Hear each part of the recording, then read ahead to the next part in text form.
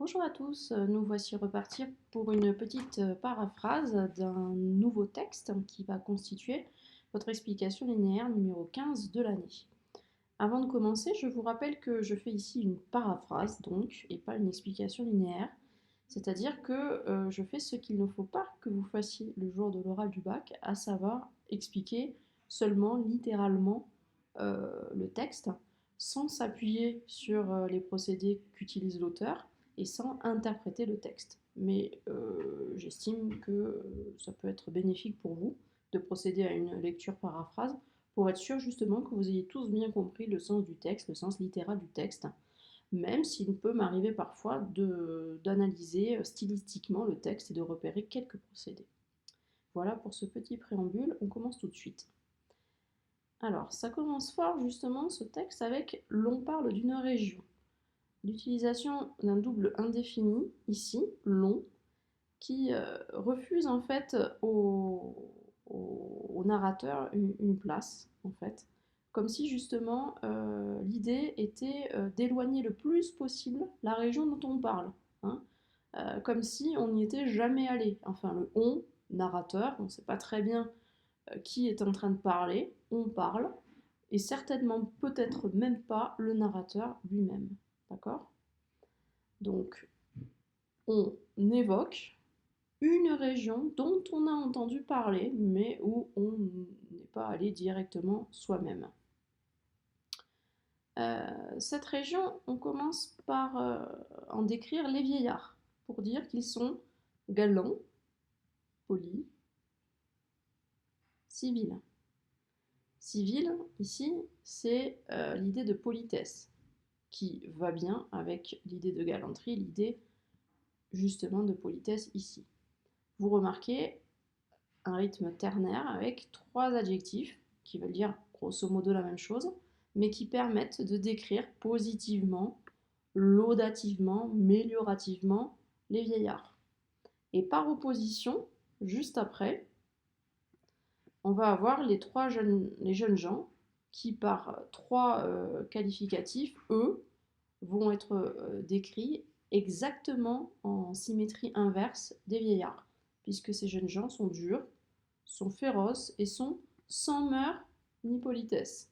On est passé du rythme ternaire ici à quelque chose, à un rythme en quatre temps, dur, féroce, sans mœurs ni politesse, qui accentue justement la description négative, c'est-à-dire péjorative, des jeunes gens. Alors, explication de cette description négative avec la suite. Il se trouve affranchi de la passion des femmes. Donc se trouver affranchi, c'est se trouver libéré. Il se trouve affranchi de la passion des femmes, ça veut dire qu'ils ne sont plus intéressés par les femmes, ils ne courent plus après les femmes, bizarrement, dans un âge où l'on commence ailleurs à la sentir. C'est-à-dire à une époque de leur vie, à un âge où d'habitude, les jeunes gens commencent à s'intéresser aux femmes. Ça ne veut pas dire que les jeunes gens du pays qu'on décrit sont des jeunes gens modérés, mesurés. Au contraire, ça sous-entend qu'ils ont déjà tellement profité des femmes dans leur jeune âge qu'à l'âge habituel, alors je ne sais pas quel est l'âge habituel, hein, peut-être une vingtaine d'années, mais à l'âge habituel où on commence à avoir envie de fréquenter des femmes, de séduire des femmes quand on est un jeune homme, ben à cet âge habituel, ils s'en sont dégoûtés, ils s'en sont lassés, puisqu'ils ont trop, dans leur jeune âge, euh, fréquenté les femmes. Et donc, par conséquent, ils vont leur préférer, ils leur préfèrent des repas, des viandes et des amours ridicules. Les viandes ici, c'est pas forcément que la viande, hein, mais c'est l'aimer au sens général. Et les amours ridicules, on ne sait pas trop de quoi il s'agit. Il ne s'agit peut-être pas d'un autre amour que l'amour pour les femmes, mais ça veut peut-être dire des passions ridicules.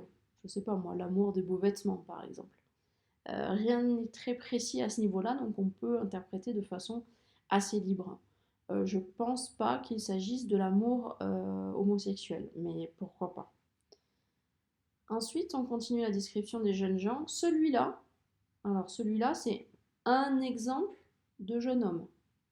parmi les jeunes gens, celui-là, chez eux, hein, donc un exemple de jeune homme chez les jeunes gens, est sobre et modéré, va être considéré comme sobre et modéré,